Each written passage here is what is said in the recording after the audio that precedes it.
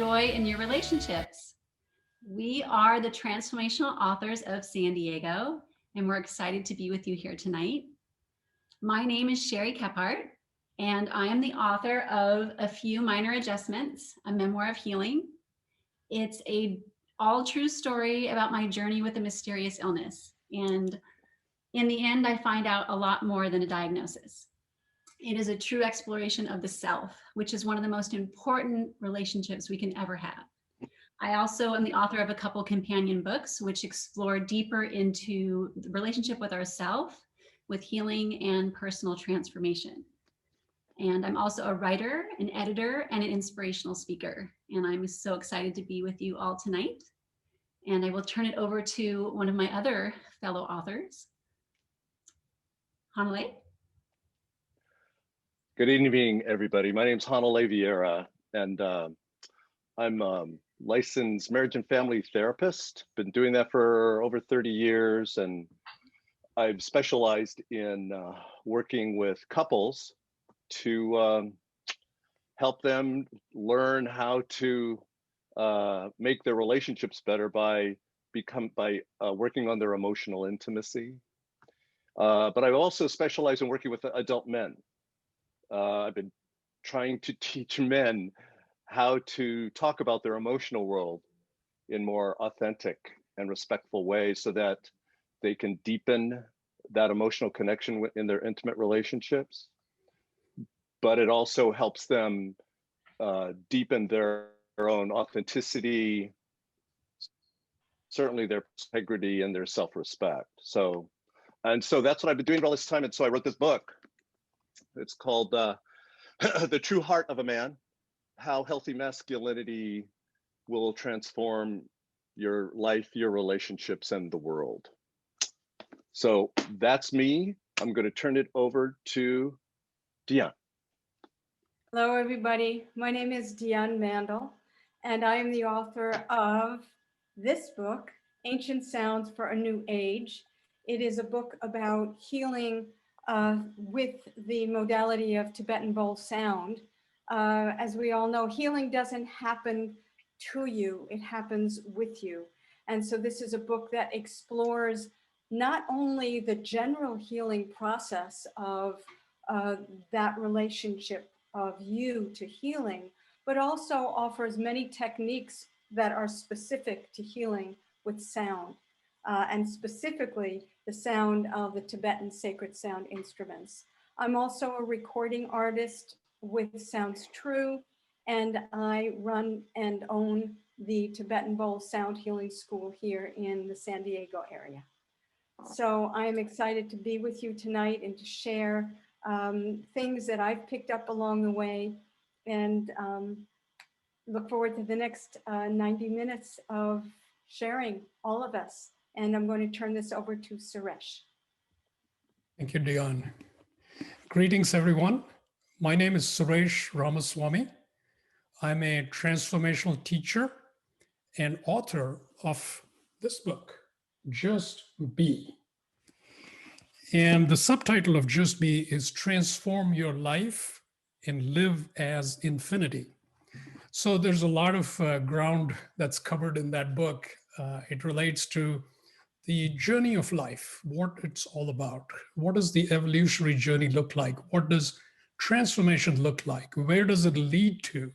So in the context of that, I also address relationships, which is such an important facet of life. It's one of those things which you have to deal with, and you have to learn how to be skillful in dealing with it. So I'm thrilled to be participating in this conversation with my fellow transformational authors. Welcome, and I look forward to this interaction. Great, thank you, Suresh. So I'm just going to go over a few housekeeping things. If you can just keep yourselves all muted for now. If you have any questions at any time, just put them in the chat and I'll keep track. I have a list of questions that everybody sent beforehand, and we're going to go through all of those. And then at the end, we can have some discussion if there's time. And we're going to do a drawing. So one lucky participant who's here tonight is going to get to win a book from the author of their choice. And we're going to do that at the end. So again, and if you have any logistics questions or anything, just put them in the chat and I'll be monitoring that. So we wanted to get started by each of us just saying a little bit about our take on relationships before we get into the discussion items. And we all have a slightly different take on it with our backgrounds. For me, it's an interesting one. My biggest relationship is with myself. And that may sound very self-serving, but what I really feel in all relationships, whether it's with spirit, with your body, romantic relationship, with a friend, relationship with anything, with your pet, with music, it all starts here. So for me, it starts with a vertical axis, like going up, so upward and inward. And when I focus my attention on healing my wounds and seeing my blind spots and doing my inner work, all of my relationships benefit. So instead of looking outward horizontally at, well, what's going on between the relationship and how can I fix it and what's going on with them, I always bring it back to me. What can I do? What can I change? How can I grow? And I had to do a lot of that when I was very close to death, many times from my illness and not knowing why. And I had to search deep inside for that relationship with myself, loving myself, even though I was bedridden, even though I had so many unknowns and I was so scared. And when I cultivated that self-love, everything blossomed for me in my life. Relationships just got stronger. And so for me, that's where I'm coming from, this relationship with self. And then when you really work on that, everything else kind of comes into place. So Hanalei, do you want to just share with us your take? Oh, sure. So the whole thing about relationships and this book that I wrote, well, first of all, I come from a background of, an alcoholic family where, who I was and what I wanted, and certainly what kind of relationships I was in, they were pretty challenging. And as I grew into my adulthood, it became very clear to me that I didn't know a whole lot about personal integrity, intimacy, and accountability. And in my search for having my life have more meaning, I got into my own therapy many years ago. And I started to obviously become aware of the fact that, after the 60s, certainly all the social movements that we all went through, women had the guts to stand up and say, hey, we need to do this differently. If this is going to be an equal thing, we need to be treated equally, which was great. The problem for us, I think, was that as men, we weren't down with that. And it's been very challenging, I think, for us to get on board, share power, be collaborative.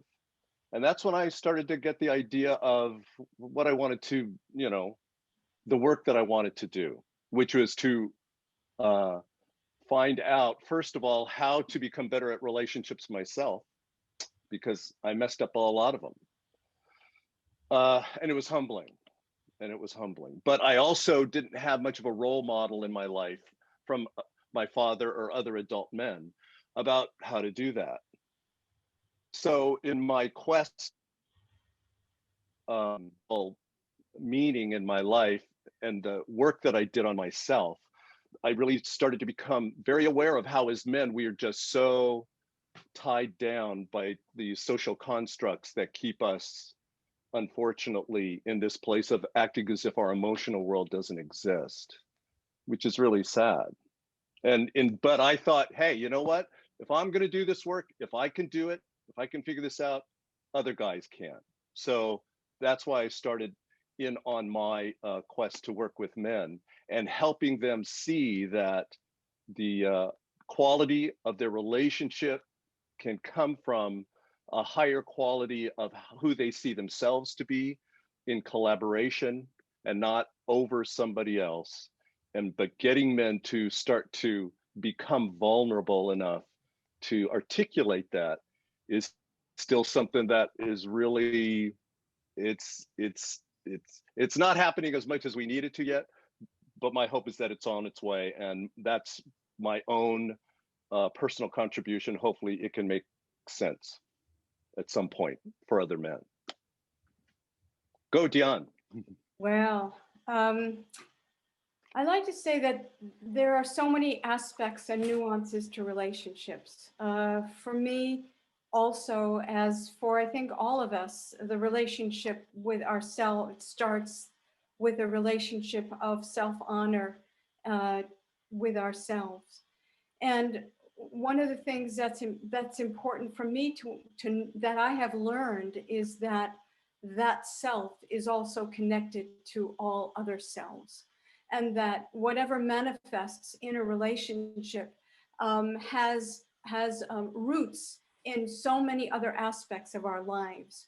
So this modality that I work with is like an ambassador to help us to get back to the source of who we are before we started piling on all these different facets of ourselves that we needed to do in order to relate. We thought we needed to do this in order to relate to other. And there's a process of stripping down that brings us back over and over again to our sense of essence. People who I see are in a civil war between their ego and their essence. And the essence is saying, I want to come out.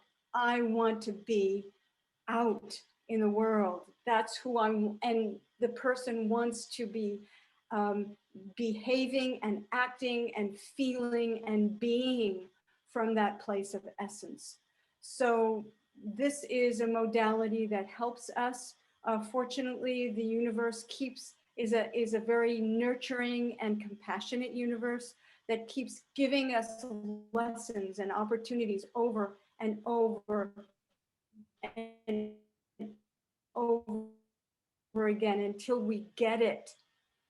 And one of the relationships is the expression and the seeking out of gratitude and appreciation, not only of other, but of ourselves to begin with. And as we are able to elevate that sense of self, we are able to see other people, see their true potential. And when I'm talking about potential, I'm not talking about what they're capable of in their work. I'm talking about the potential of their heart, who they really are, their essence. And when we are there as reflectors of ourselves and them, that's when relationships get really beautiful. And with that said, I'm going to pass it to Suresh. Thank you, Dion. Those are already such great, deep points. One thing I'd like to mention is that, we all struggle with relationships. Isn't that an interesting thing? That it seems like a universal issue that we find ourselves in relationships where it's not quite what we wanted. And I feel like part of the reason for that is when we start looking at relationships on its own, it's almost impossible to see clearly what's going on. You have to step into the bigger picture. And by bigger picture, I mean, what is life all about? What is consciousness all about? What is the evolutionary journey of life all about? When we get a good sense of that, then what happens is we can now place relationships in the right place, in the sense that relationships now become part of that journey. So instead of me showing up in a relationship and saying, well, let me see, is this going to fulfill me? Is this going to enrich me? Is this going to satisfy me? Instead of asking such questions, we start asking, how does this fit in helping me evolve? As soon as you ask that question, you are already in a very small minority who is really looking at the relationship, I think, in an evolutionary way, which is going to actually help you see it clearly for the first time. Because as long as I am a finite being and looking at my relationship from those eyes, I can only see so much. And it's always going to appear to me like, this is my perspective, and I know I am right. Obviously, I'm right. And that means that the other person is wrong. And how do I fix this? How do I fix it? And how do I fix my partner? Because I'm mostly already pretty good. We all know that, but it's really my partner. So we get into this sort of viewpoint, which is entrapping, So the first big aha I'd like for people to look at is, how can I look at whatever relationships I'm in from this grander perspective, so that I can see the forces at work, the dynamics of the relationship. I can look at them from the perspective of expansion of consciousness, from the point of view of growth, and how can there be true love in this situation? Because we all, of course, we may say relationships are all about love, and I think we'll probably all agree with that. But what does love mean? I feel like with every relationship, we learn that a little more deeper. We feel like, okay, now I'm starting to see what true love is about. 5 years back, I had a certain concept, but now I'm seeing deeper. So this journey keeps on evolving, where we start looking deeper and deeper into what is true love and how do I have that manifest in my relationships. Wow, that's a lot to cover. It's exciting. Piece of cake. Piece of cake, no problem. Just the consciousness, higher love. We're going to do that all in the next hour, so hold on. So let's start with the self, since we've all touched on that. So whatever that means for all of us, maybe we can talk a little bit more about cultivating that joy and rekindling that joy with ourselves first. Because if we can't do that, then how are we going to do that with spirit, whatever you call that, or with someone else? Anybody want to jump in there? Sure. So when we get into a relationship, sometimes or oftentimes we are unconscious about our expectations from that relationship. We are often expecting this relationship will give me fulfillment, will give me joy, and I'll feel the love from my partner. We don't recognize that the source of joy and love is not the partner. The source of all joy and love is something much more deeper. It goes beyond any specific relationship. And the more we can connect with the source of joy and love, what happens is, for the first time, there is plenty of that to be had. We don't have to go out looking for that in relationships. We feel for the first time that we are feeling fulfilled within ourselves. Once we are feeling fulfilled within ourselves, when we approach the relationship, we actually bring the joy, we bring the love into the relationship. It's a very significant shift. And when we bring it, it's coming from a place of generosity and fulfillment. And when that happens, the relationship changes dramatically. It changes dramatically. And so the dynamics of how the relationship unfolds, it becomes one of expression of joy. It becomes an expression of joy instead of, here I am, where is the joy? I don't see it. So you notice the difference. As opposed to trying to extract joy, I am now radiating joy. So. One of the thank you, Suresh. I always love your perspective of things. And one of the other parts of relationship that I have found to be very vital in having a good relationship is understanding that the relationship, again, is not about what you are getting from the relationship, but it's also about what part of yourself is showing up within that relation. It gives you some fodder to be able to work with yourself in order to bring that sense of gratitude, to be always looking for those parts of yourself that you feel are maybe resistant, or those parts of yourself that feel triggered, or those parts of yourself that feel elated, and to begin to work with those things so that you can release those things that are sabotaging the relationship and bring more and more of those things that are bringing joy. And I think in each of those cases, you will find that it comes back to you and what you are bringing. And I think one of the things that's so important about that is that we walk around with these belief systems and with these blind spots. They're part of our DNA. We don't even realize that we are those things until we are in relationship. And the relationship itself is giving us the gift of vision to see how we perform and how we are within a dynamic.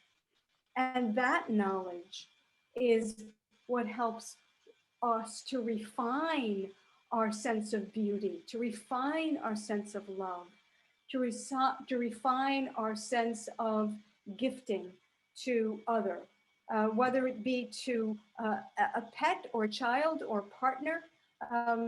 So it is, I always talk about the gift in the wound, and that we can't release what we don't own. So relationship is the most wonderful vehicle to be able to own what we have, what we are bringing, and then to strip away what isn't working and to strengthen what is. Yeah, absolutely. So another one of the questions we had was someone wanting to discuss self-care and self-love. And so with this whole theme of the self, I can talk a little bit about that. For a long time, I looked at relationships as something to fulfill me. You know, there's that whole "you complete me" thing, right?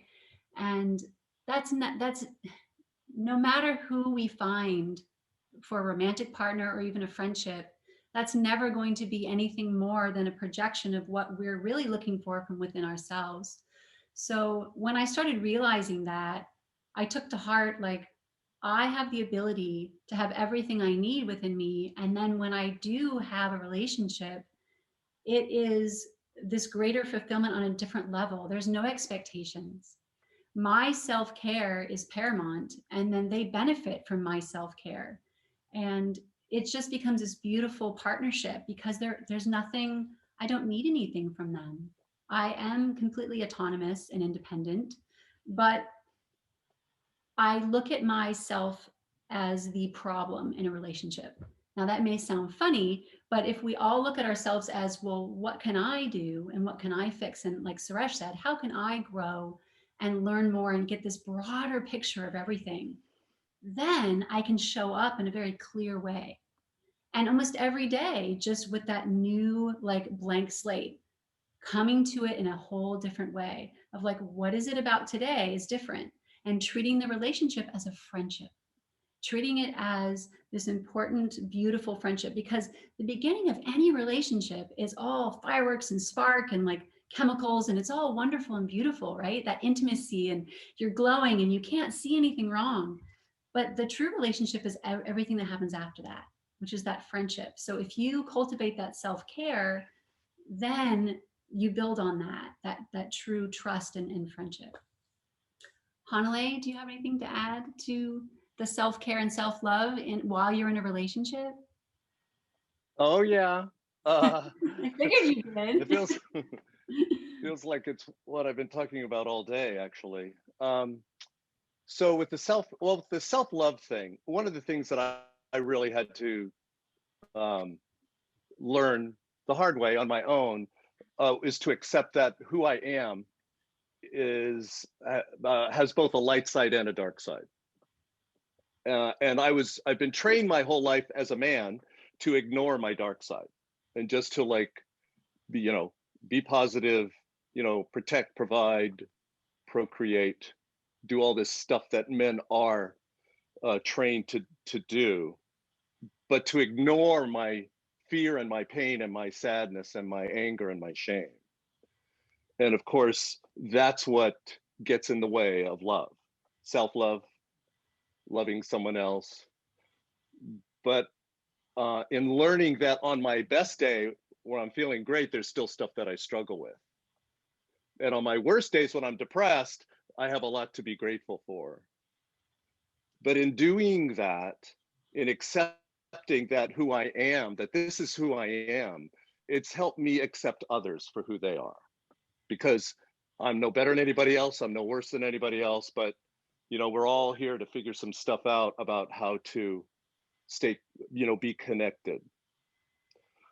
And part of that is through the self-care piece, which to me is, and again, in talking with men a lot, it's, self-care is about, physical, mental, emotional, spiritual. All of these is how we take the best care of ourselves. And if we're out of balance, check it out. And for men, it's usually the emotional piece, because again, we've been trained in so many ways to ignore it. So self-care is different than self-indulgence. Self-indulgence is about our ego and how do other people or other situations serve me, as opposed to self-care, which is how do I express my truth as a way to show up in my life and as a way to show up in relationships that's authentic. And even if it creates stress, it's still an act, it's sacred. It's still an act of love to bring my authentic self. But if I've been trained my whole life to avoid doing that, it sets me up in relationships to fail. So, the whole piece about self-care is so important to how I think couples finally get their relationships to get past the immature phase to the mature phase and start to it becomes more and more possible for them to have a long-term relationship, because the immaturity that run the first part of the relationship, that's none of it was about self-care. It was about either taking care of each other or taking care of each other's egos.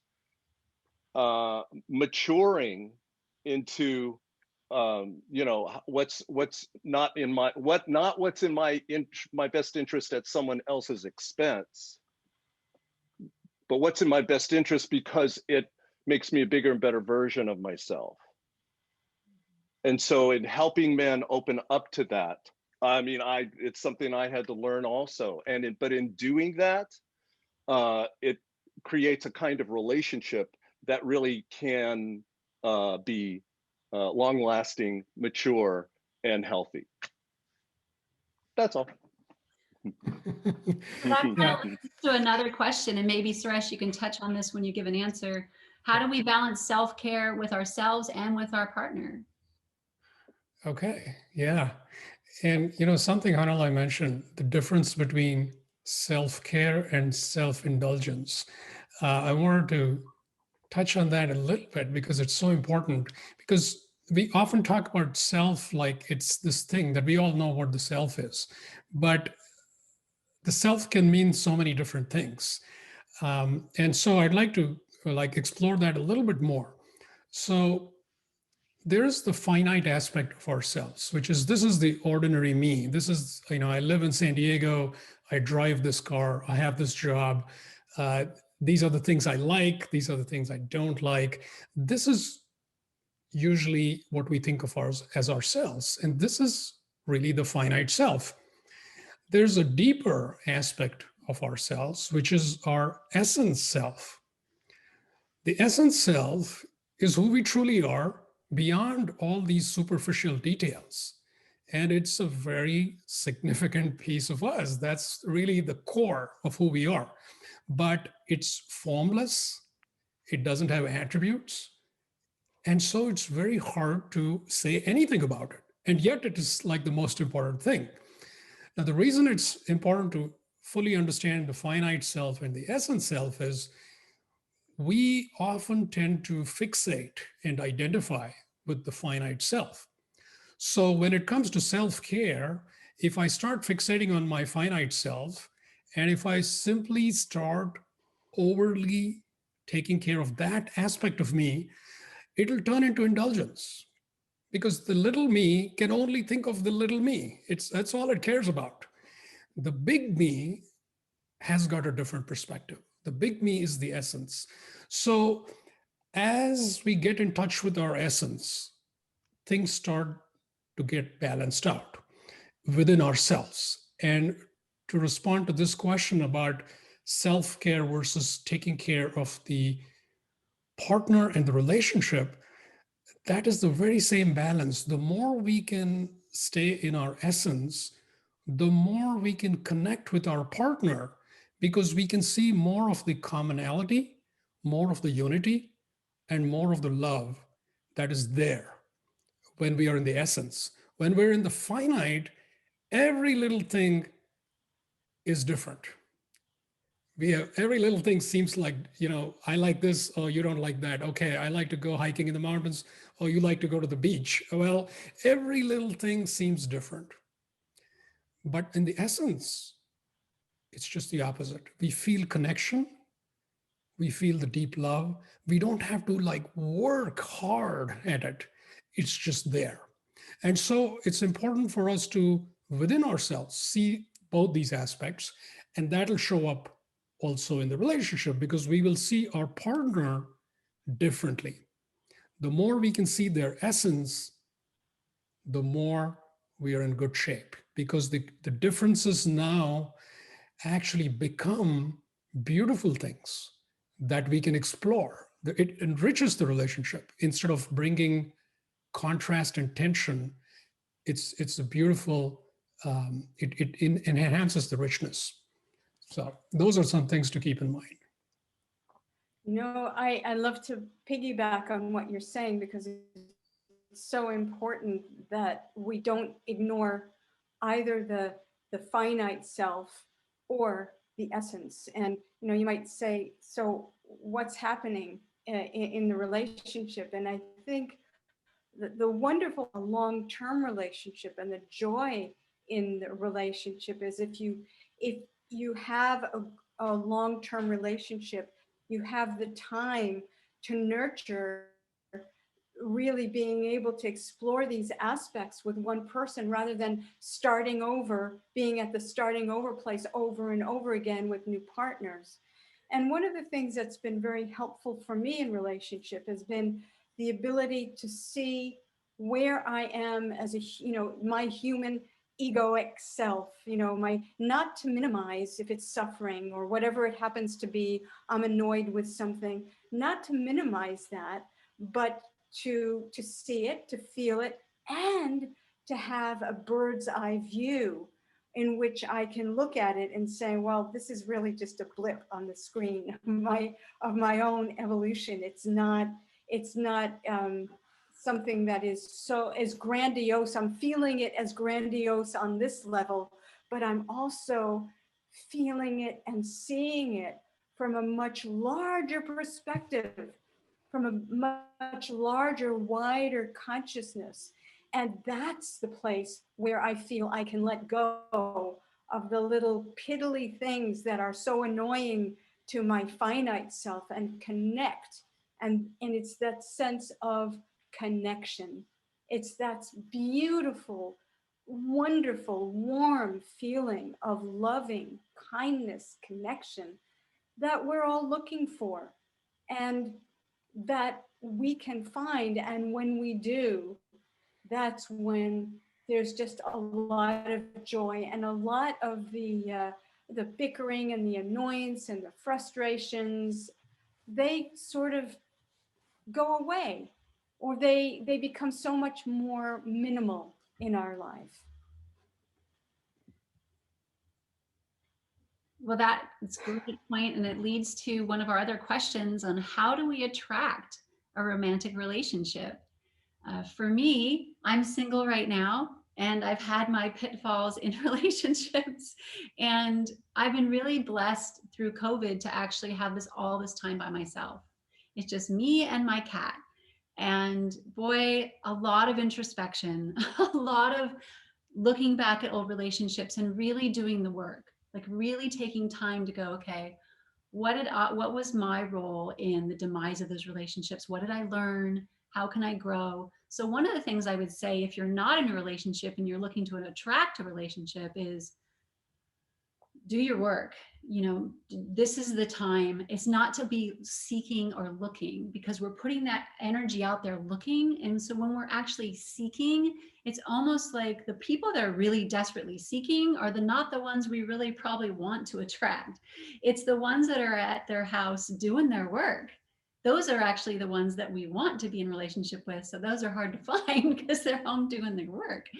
But, and I'm looking, kind of. But so it's about being open, about being vulnerable, and I think most importantly, about being curious.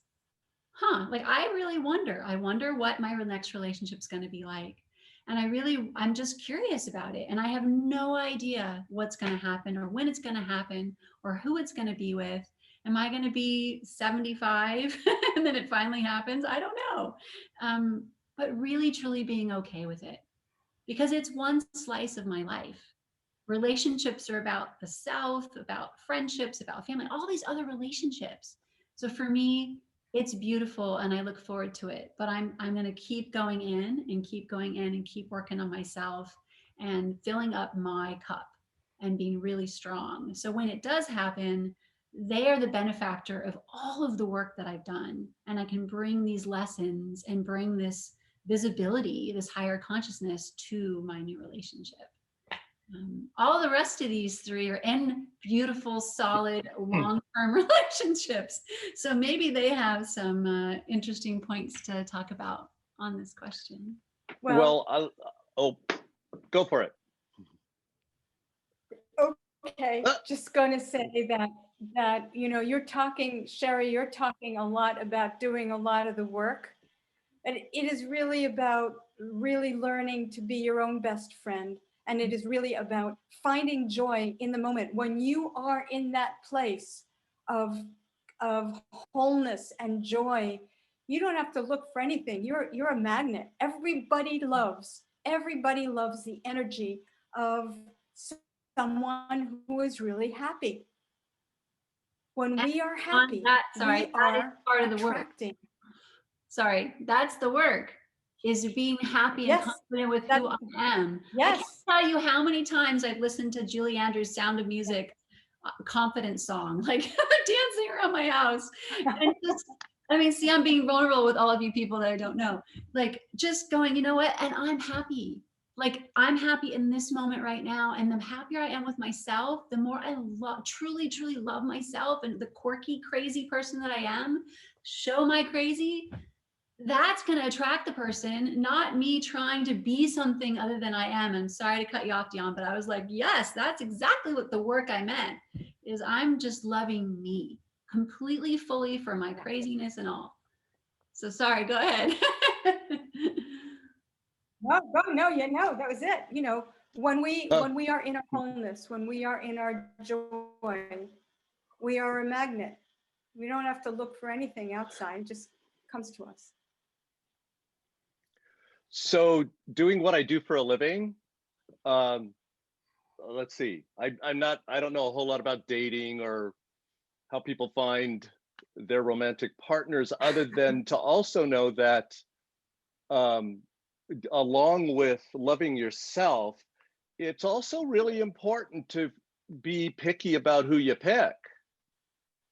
So, and I tell all the people that I work with, it's like, look, you know, when you first start to date somebody, yeah, love yourself, be yourself, don't settle, be picky. But one of the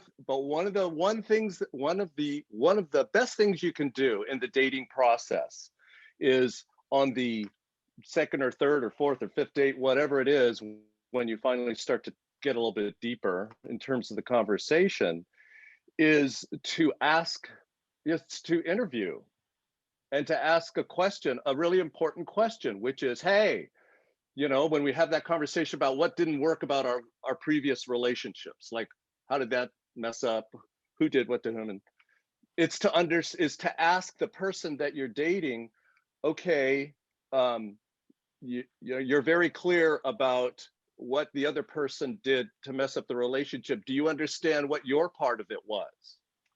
Because if who you're in front of, if he or she says, hey, you know what, it was all about them. Now, if it's infidelity, absolutely.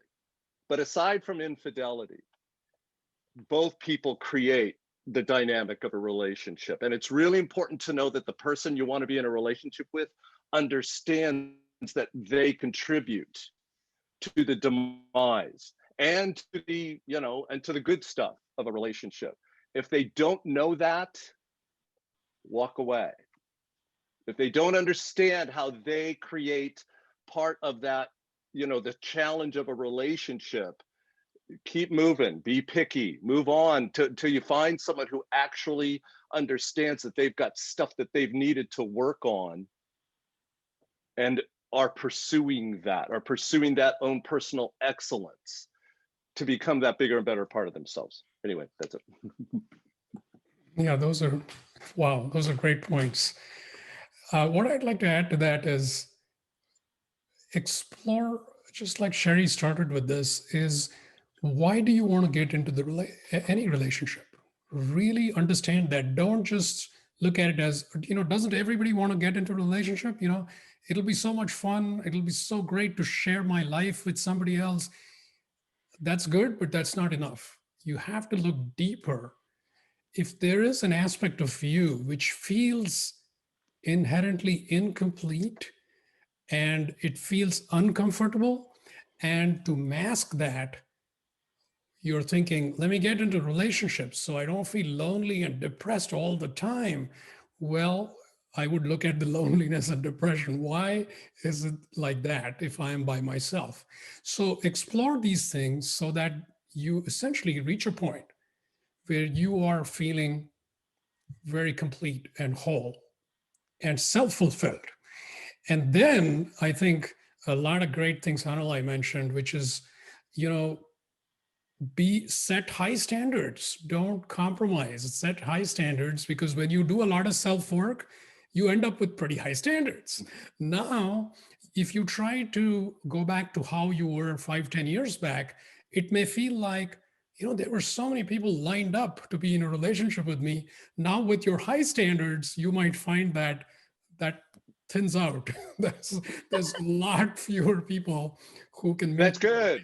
And that's a good thing. Yeah. Yeah, and that's a good thing. So if you start feeling desperate, you want to look at that sense of desperation. You want to be okay, and you want to get through that until you again reach a point of, I'm feeling great. I'm feeling really good, actually. And then when you do get into a relationship which looks promising, we have a tendency to go down the path of making a relationship a romantic relationship, like very early. I would say explore the friendship aspect longer, as long as you can, and let that blossom. Let that be a solid friendship, and then let that develop into a romantic relationship. Because romantic relationships typically blind us in certain ways. And a friendship is a lot more healthy. We can see the person, we are more equal on equal terms. And when that develops and then turns into a romantic relationship, I think we are on a much better footing for a good long-term relationship. And I would like to add to that, the dynamics of the friendship. For those of us who have been and who are in long-term relationships, I've been in a relationship for 21 years. And I really, that my partner is my absolute best friend. We have so much fun together. And that fun is something that keeps fueling the relationship. We both do what we love doing, and we both come together. You know, I'm not really a sailor. He's a sailor, but I have so much fun being with him when he's in doing his most joyous thing, because I get to experience his happiest part of himself. And the same, and he feels the same about me. So finding and participating in one another's joy, in one another's fun, never losing that sense of in that's one of the wonderful things about a friendship, is that you keep coming together with the things that you really like about each other, and the things that you really enjoy doing together. And to lose that in a long-term relationship is, you know, that's where you get stuck. So to keep nurturing the things you love in each other and with yourself, and sharing that with each other, that's such a glue to having, to keeping joy alive and bubbling in a relationship. Yeah, I'm going to piggyback on that. Again, I'm going to share a quote from David Brooks. It said, relationships tend to end not when the number of conflicts increases, but when the number of positive things decreases.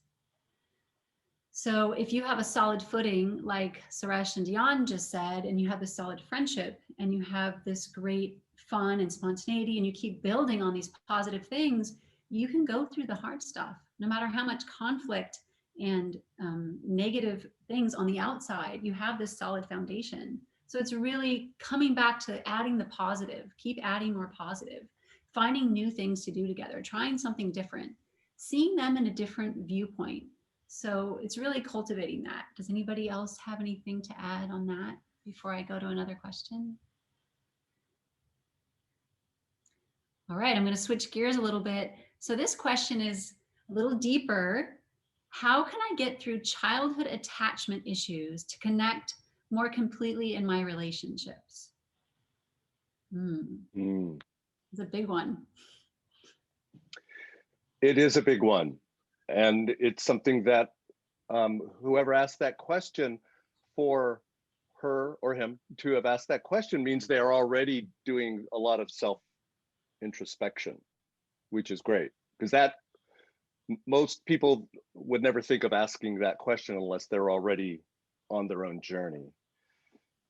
It's a challenging piece for all of us to rewire the challenges of our childhood, because there's no way that we don't bring it to our present day relationships.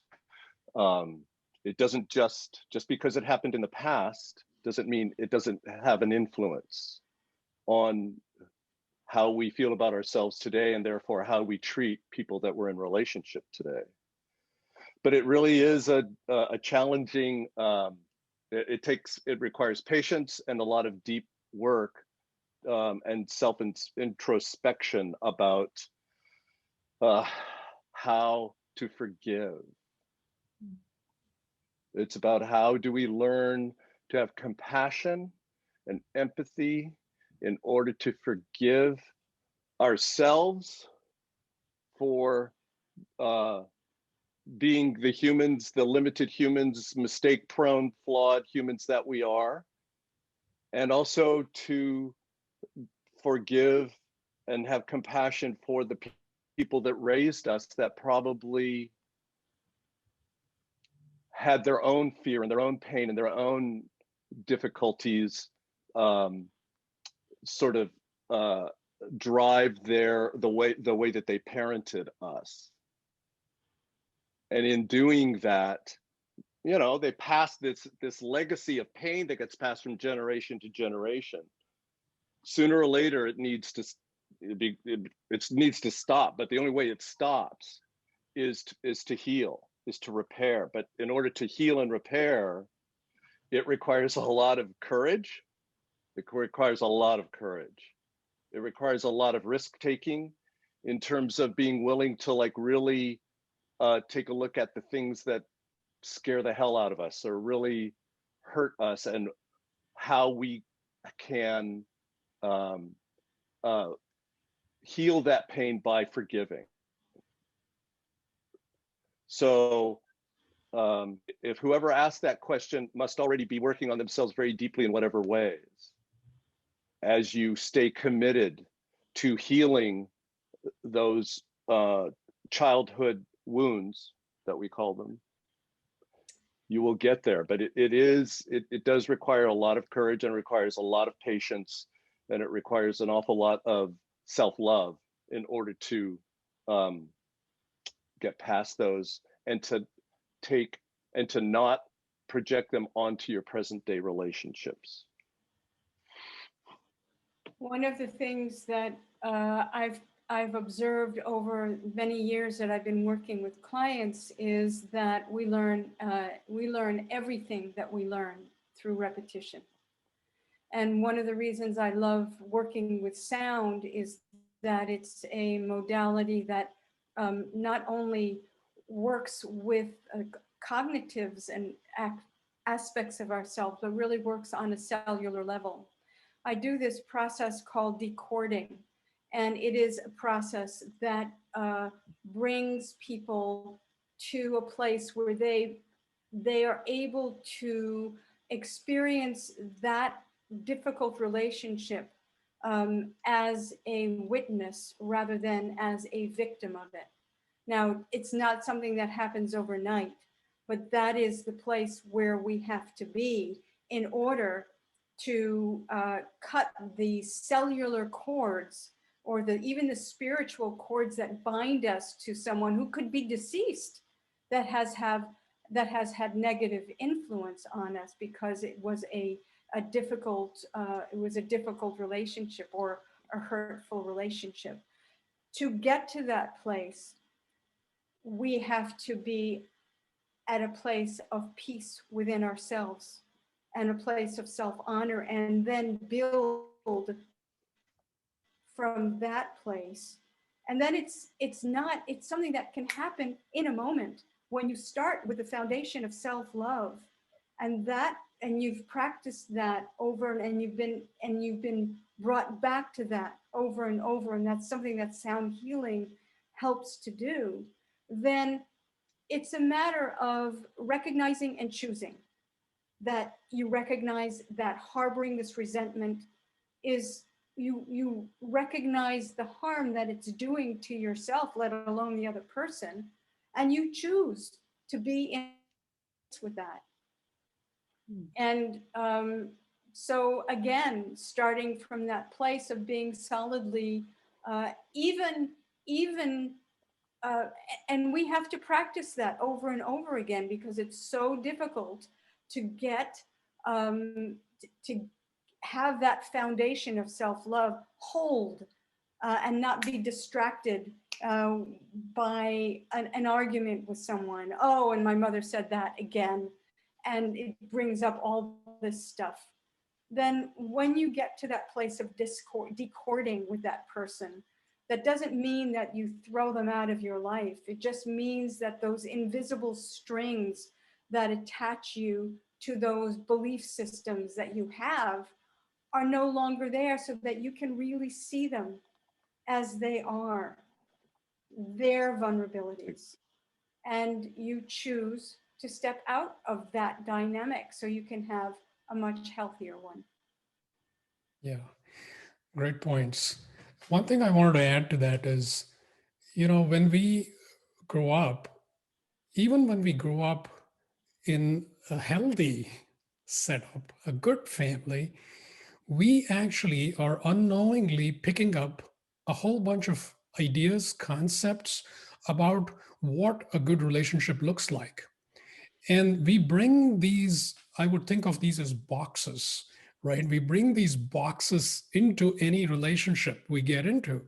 So we kind of have a model of what a good relationship looks like. And what happens is very quickly we start running into situations which challenge this preconceived box. And this box, the reason I'm bringing it up is this is nothing but an attachment. We have an attachment to a concept of this is how it should look like. This is how somebody should talk to me. If they love me, this is how they should talk to me. And so on and so forth. So some of these attachments are especially tricky because we don't have this tag of dysfunctional on top of it. We have this tag that says this is a good thing. So there's no way I'm going to let this go. This is one of the good things I got from my family. I'm going to hang on to this. And my partner or whoever better conform to this. So now we're stuck with an attachment that we don't even think we want to let go of. If somebody challenges us, we feel like, what's wrong with you? This is a good thing. And if I let this go, this relationship is useless. It's meaningless. So to me, a good relationship better have this quality. So this is very tricky because we are only going to find out through many relationships that this same attachment is being challenged again and again and again. And it didn't feel good to me. So what we want to do is proactively look at every single concept you have about relationships. And the more you can let go of them, preemptively, ideally, before you get into a relationship, if you can let it go, then you are more likely to discover new levels of richness in your relationship. But you will also feel more vulnerable, more scared, because without this concept, what's going to happen in this relationship? It feels shaky, but this shakiness is a healthy one. It's taking you to higher levels of healthy love. It's taking you to higher levels of order, which previously may not have been known to you. So I would say keep this mindset of exploration of, I don't necessarily know what a good relationship is. Let me explore. Wow, that's great. So this is a big one. And maybe it leads a little bit into another topic that we got a lot of questions on, which is trust. So how do you renew your trust with your partner after infidelity or something happened like that? That's a huge one for a lot of people. So trust with infidelity and without it, like just trust in general. How do you trust? Well, let's see. So trust is one of those things that, you can lose it like that, but to get it back, it's baby steps. And so my take is that there are two kinds of trust. There's the fidelity kind of trust. So there's that one. But then there's this other kind of trust that you were just talking about, Sherry, which is, can I count on you? Do you have my back? Is that something, are you someone that I can count on? So that kind of trust, and the other kind of trust in terms of the fidelity kind of trust, certainly they have a lot in common. With fidelity or infidelity, there are certain events, life events, unfortunately, and choices that have been made that have, caused a lot of pain. With the ongoing trust and mistrust of, hey, can I count on you? It requires this real, I think, more courageous conversations about, hey, do we have a basic agreement about what feels respectful? So if you're treating me in this way, that actually sends me the message that you don't hold our relationship as sacred. How is that supposed to help me think that I can count on you? So to me, rebuilding trust, we call it rebuilding trust. And what's required? Well, it takes time. It's not easy. It takes courage, and introducing joy into a relationship where there is mistrust, especially if it's infidelity, it's tough. It's tough because what needs to happen first, usually, I mean, there could be moments of joy, but ultimately the idea of repairing the mistrust that comes from infidelity, it ain't easy. It takes a lot of work. There's no guarantees, but if you can hang in there, you can get to the other side of it and introduce joy again once there is trust. But when there's mistrust, it's hard to trust even joy. It's hard to trust the fact that whoever this person is that you're with is being authentic with sharing that joy with you. It's so the repair of the trust really is paramount in order for, I think, in order for joy to even have a foothold back in the relationship. But on the other hand, there's nothing more important than we can do with our lives than to, work on the quality of our relationship and speaking truthfully to each other as a way to rebuild trust. I'd like to add to that because I think that a sense of betrayal is probably one of the most difficult issues that we work with as in different aspects of therapy. But and yes, it is difficult, but I think that there are all these expectations about trust, and one of the things that I think helps to repair trust is understanding what the language of love is for the other person. That you can begin to, for some people, and we're talking about the finite self now, I think, because I think the trust aspect from the larger self, we have to get to that. We have to get to the larger self. And when we're feeling very small and betrayed and hurt, we are in a smaller self. And so I think, but we have to address that. So I think that to understand what love looks and feels like to the other person, and to be able to communicate what love looks and feels like to self, is the start of a pathway to begin to repair that, so that we can begin to offer, to ask for what we need that feels like love and feels like kindness. And those, having baby steps in that language begins to solidify a sense of trust. It starts to rebuild that until we get to the point where we don't need that anymore. Yeah, great points.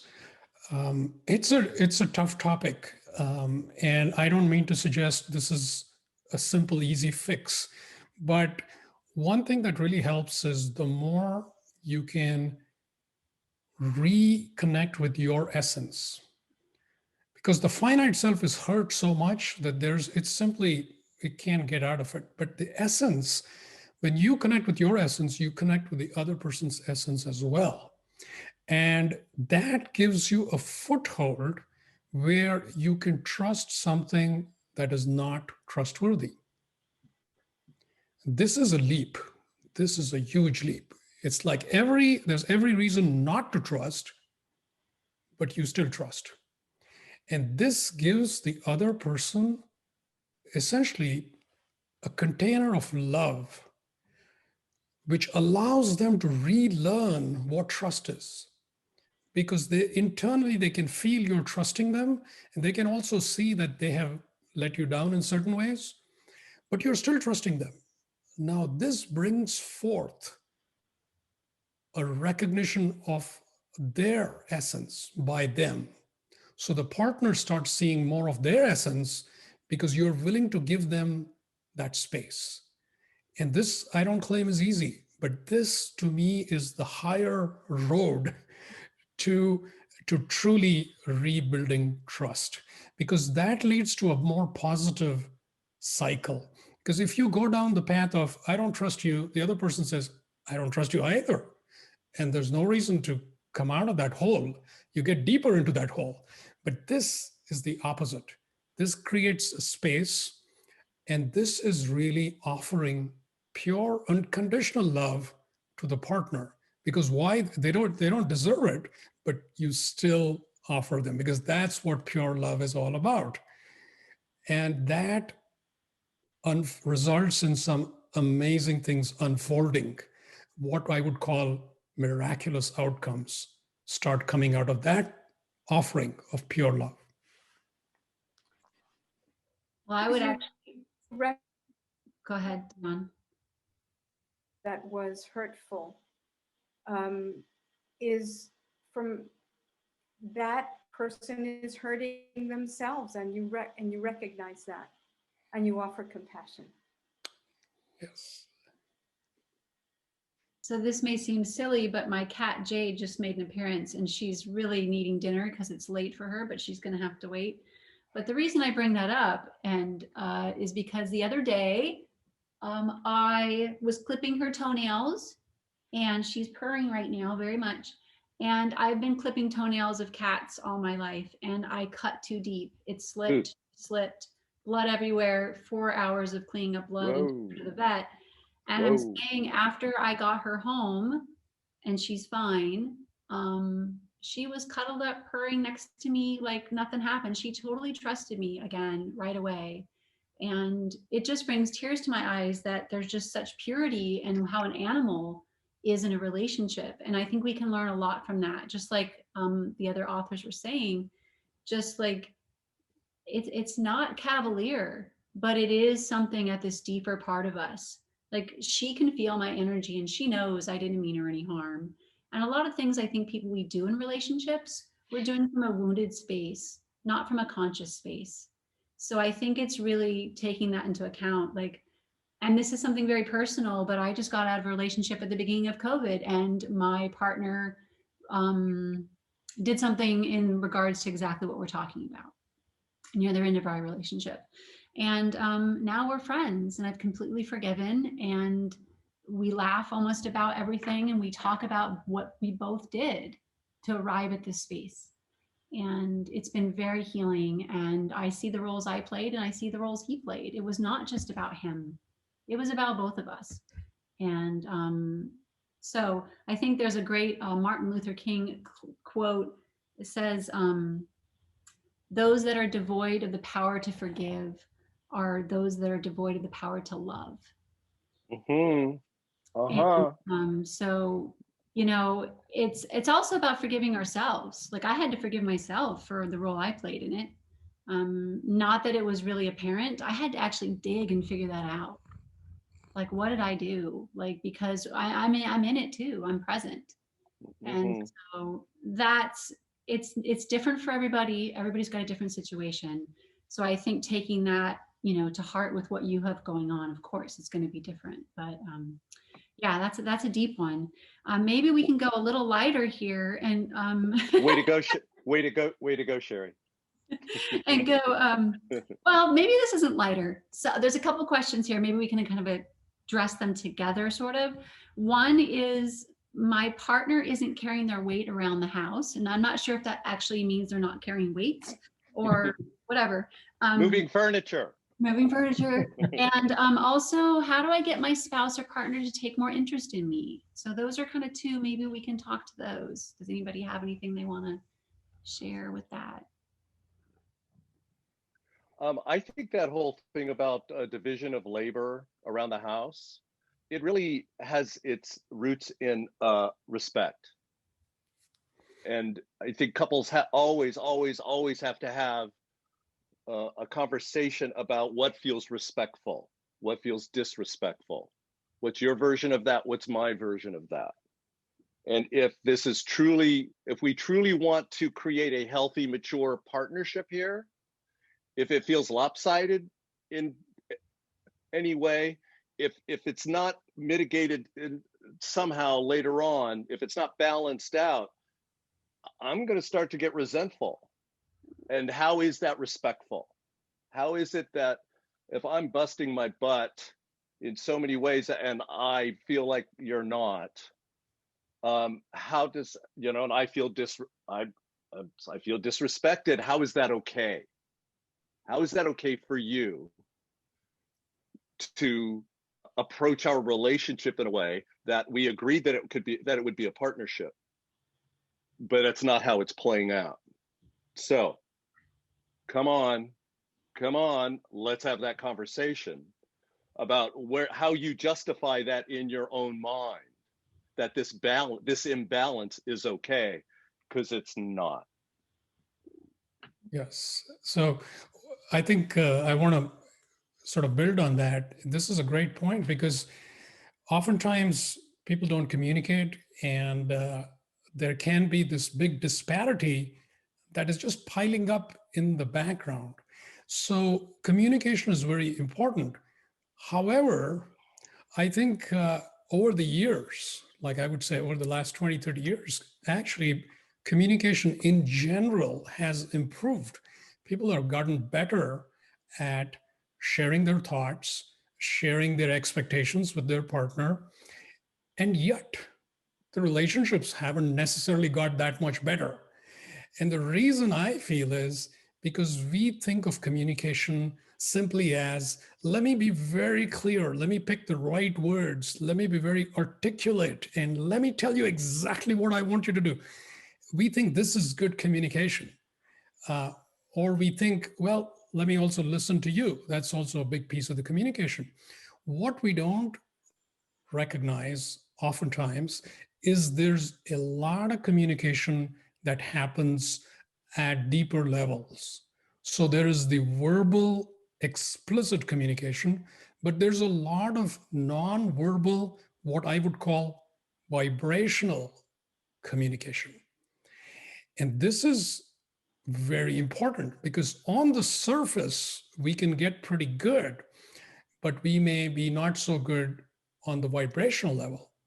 And so this energetic vibrational communication is as important, I would say, as good verbal communication. And so I would say revisit communication in your partnership. See what's going on, because your partner may be saying something, but there are also deeper levels of that. And if there's a disparity in, say, the household chores, there may be more going on because your partner may be seeing certain things in very different ways. So they may not be seeing it the way you are. And typically, there is an emotional dimension to this. It's not simply agreeing to you wash two dishes, I'll wash two dishes. It's never quite that. You might vacuum the floor, I might do the dishes, but are these the same? Well, are they exactly the same? So we have to look at what does it really mean to do dishes? Because to you, it means something different than it means to your partner. And this is important to address both verbally and non-verbally. There's a way that a lot of people communicate, and that is asking for something to be done. And then being frustrated when it isn't, or when the other person says, no, I don't want to do that. And there's a much more effective way of communicating what you want and need, and that is to say not only what you want and need, but also how you would feel if you got what you wanted and needed.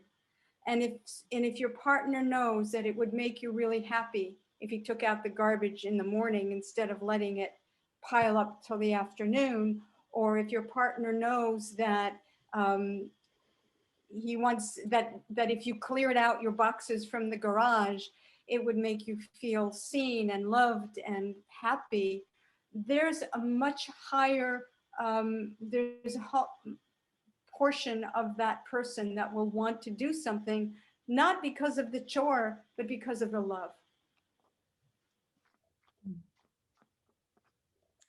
Yeah, and I'm just going to try to answer a little bit of that question about how do you get your partner to take more interest in you? Well, my partner's my cat, so by feeding her, I'm sure. But in regards to like a friendship or a romantic relationship, I might sound repetitive here, but if I start taking interest in myself, if I start taking interest in music or a new hobby or something, it just take interest in life. Like if I get excited about things, that's infectious. Who wouldn't want to be around that? You know, we always want to be around those people that are just radiating just like curiosity and excitement and interest in things, you know? So maybe that's not the right question. Maybe the right question is, how do we get ourselves to take more interest in life? And, you know, all these things that we've been talking about today. And if we do that, you know, I bet the partner's going to be like, oh, what's going on over there? You know, and it's not a trick. It's just it's just you're doing it for yourself. You're doing it for them. You're doing it for the world. Again, what you do for yourself, you do for the world. So what you do for yourself, you do for your relationship. And again, not self-indulgence, but self-care and really owning your joy in this world. So when you own your joy, you know, someone's going to want to come along for the ride. So I hope that answers that. We have so many more questions and we're getting near the end. So maybe we can try to group a few of these together and we might just have to do a part 2 because we have so many questions. I think that's a good idea. Yeah. So what else you got? What else we got? Okay. So, well, this one's an interesting one. So can we just jump from romantic relationships? Well, we have one question that went through the chat, which I think is interesting before we go on to another topic. Why do we need to be in a romantic relationship in the first place? Is this a societal or a cultural imprint we are carrying on? For example, if you're single, especially a woman, I know nothing about that. You don't get asked to events or dinners. Well, right now, no one's getting asked to events or dinners. But so the point is, it's like, why do we even need a romantic relationship in the first place? Besides, say, procreation, which I don't know if romance has really, it's not a need for that. So does anyone want to answer that question? Well, I think the purpose that a romantic relation serves is because it's the place that has the deepest emotional investment in our lives is our romantic relationship, which means that the potential in a romantic relationship is I get to see myself reflected in this other person, that we become a reflection for each other, because that's what love can be. Be it if I'm by myself, it's fine. There's nothing wrong with that. In a romantic relationship, however, the challenge is, you know, I can't hide. When I'm by myself, I can do whatever I want. I don't have to be accountable to anybody. But in a romantic relationship, there's, you know, in terms of the whole love thing, there's an expectation of openness, revealing, vulnerability.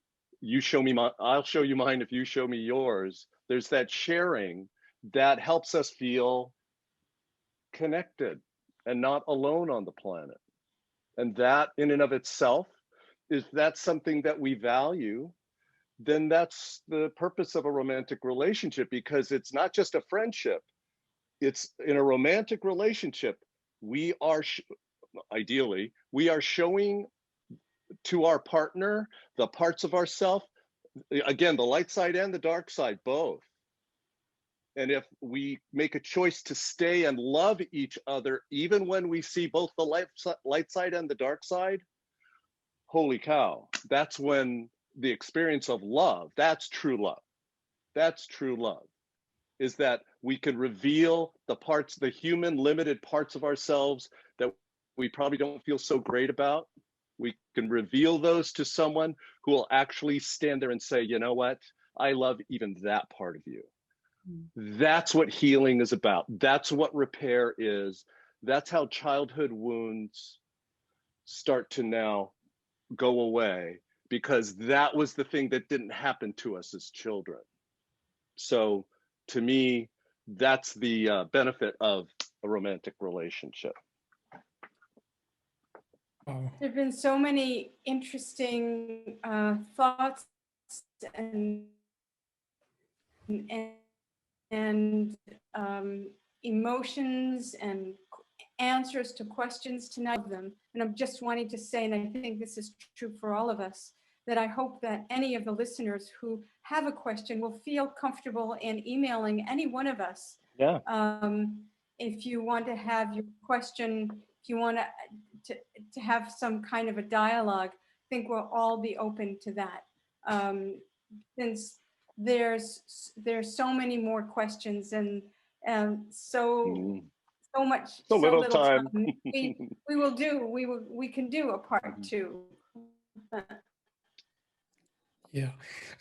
I just want to add, related to that topic, a point, which is, I think it's a very deeply personal answer that each one of us would have to why do I want to get into a romantic relationship.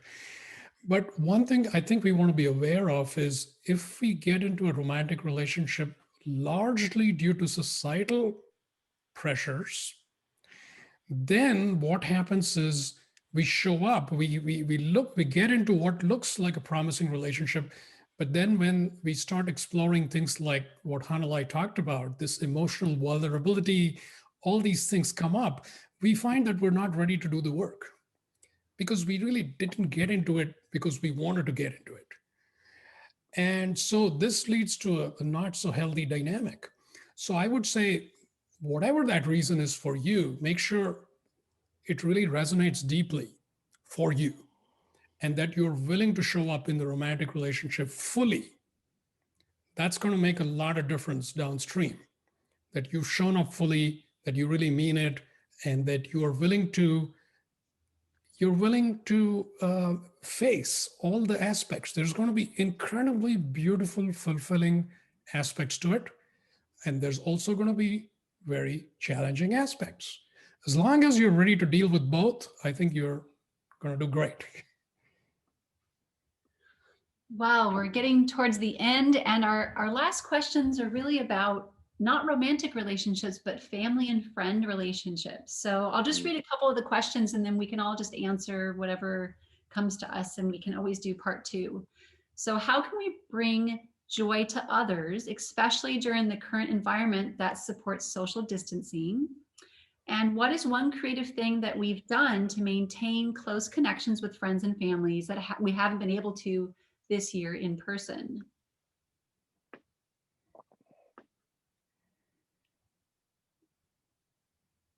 Everybody will Zoom. Here we are. I mean, isn't that what everybody does? But I think for me, I've done some creative things. So I live alone, and in the beginning, I didn't see anybody for a very long time. And then I had the beautiful view of a lake, and down below me is a street with more condos. And there's this woman who I see, but I'd never really seen before.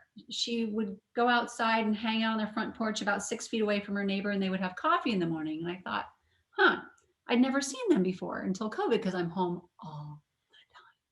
So I noticed them, and I was like, that's interesting. I'd never seen them before. So every morning after my meditation, I'd look out my window, look at the lake and stretch, and I'd see them like talking.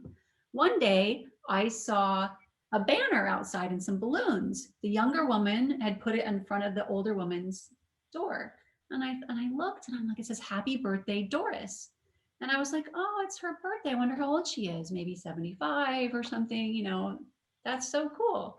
So people were coming by and dropping all this stuff off. And anyways, the reason I'm telling you this is, one day I saw the sign sagging, and I was like, it can't say "Happy birthday, Doris." That's just like, what is that? And it said, "Happy 100th birthday, Doris." Whoa. And I'm like, okay, Wow. this woman goes out without a cane, without a walker, walks down the street, gets her mail, brings her Wow. trash and recycling, because I see it from my balcony. And then the next day, she's bringing in the other people's trash and recycling and putting up by their garage. And I'm just like, And I'm just not going out at all. And I'm like, you know what? I need to grab my mask and get outside and go meet this woman. So I wrote a short story, and it's actually being published about her in an anthology. It won an award. It's going to be published next month. But anyways, Cool. and I dropped off the story on her front porch, and I said, call me, here's my number. Oh, And so now we meet outside, social distance, and I sit on her porch, and I got to get to know her, and I see her from my balcony, and she waves, and I'm just like, I never would have met her. And so romantic, without wow. a romantic relationship, but I've got a cool 100-year-old Doris who lives alone and is amazing in my life now. So, you That know, is so cool. so That many is so great cool. things out there for us, you know. Yeah. And when we focus just on romance, which I did for a very long time, even though I had a full life, I'm missing out on all these other beautiful heart-to-heart connections. So that's one for me. Anybody else? Oh, I have so many, but I just wanted to, let's just interrupt for a second and wondering, because it is, Oh yeah, it's time. because we had talked about time for, we can continue this afterwards, but I Yes, think it would be a good idea to do the raffle and stuff as we had great. mentioned. So I That's did right. so we'll do that really quickly, and then we can continue it for a few more minutes and wrap up some discussion for those of you that want to stay. So I wrote everybody's name down here who showed up tonight, and I just did the random number generator and selected someone by random to get a book of their choice from one of us authors tonight. And the person that the generator selected is Julie. Julie, congratulations. You get to pick one of our books. So you can contact us afterwards, and you get to select whoever's book you want, and we'll get it to you. So congratulations. Very welcome. And Hanalei has a few things to say for us wrapping up, and then we can continue discussion for a little bit afterwards. Oh, okay. So, look, just thank you everybody for showing up. We really appreciate you taking time out of your evening to, oh yeah, there's some, taking time out of your evening to listen. And just to remind you that you will all be sent, emailed a PDF of this article that we wrote together called Nurturing Intimacy in Relationships. That's one thing. Another thing is to, check our website, transformationalauthorsSD.com, for future events. And one of the future events that we have coming up on March 6th through March 13th is we're going to be down in Rancho La Puerta as the Transformational Authors of San Diego with all the people down there. If you get a chance to go to Rancho La Puerta, please come down. We'd love to have you. So thank you everyone for being here tonight. We really appreciate your participation. Thank you all so much. And feel free to drop off if you need to go. And if you want to stick around for a few more minutes, I think we're going to finish up any last questions or anything anybody wants to address for just a couple more minutes. I see there's a chat that says somebody wanted to know about if there would be recording. So there yes. Yes, it's going to be recorded. I think we're going to send them a link. Is that correct, Suresh? Yes. Yeah. You will receive a link with the email you registered with. Yeah. Yes. So does anybody have any last burning questions? We do have a few more on this list, but anybody who's present tonight, you can actually unmute yourself now if you want and you want to ask a question. Anyone brave enough? Otherwise, we can just finish up what we were saying before.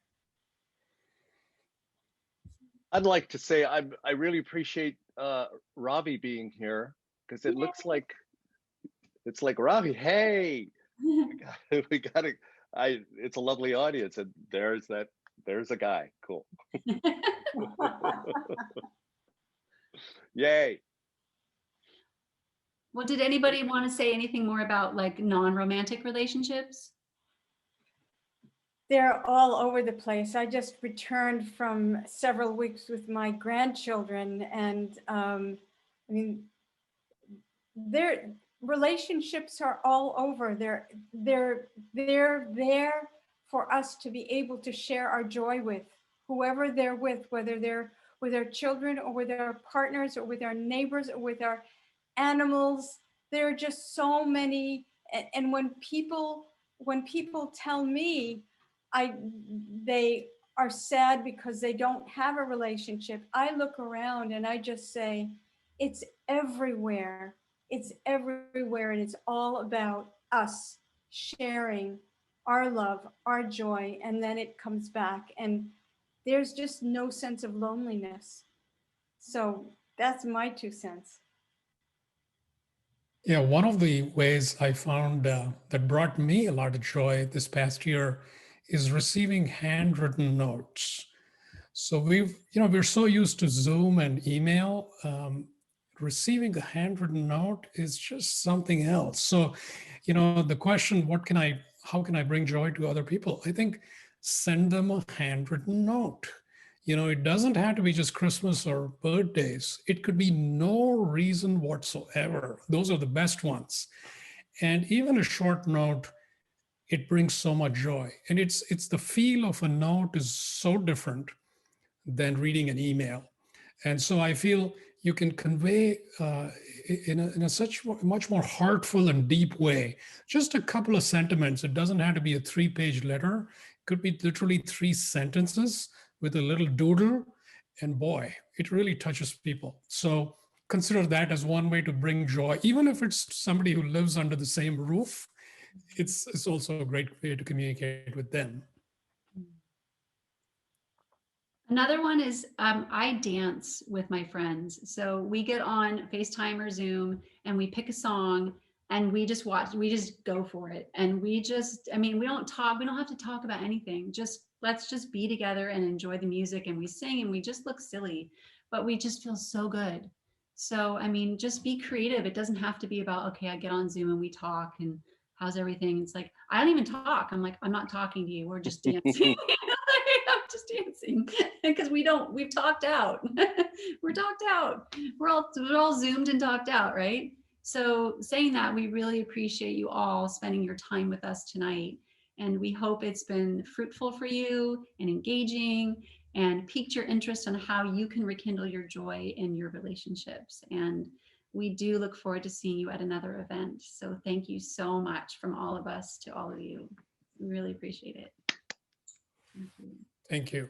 Thank you. Thank you. Thank you. Thank you. Thank you. Thank you.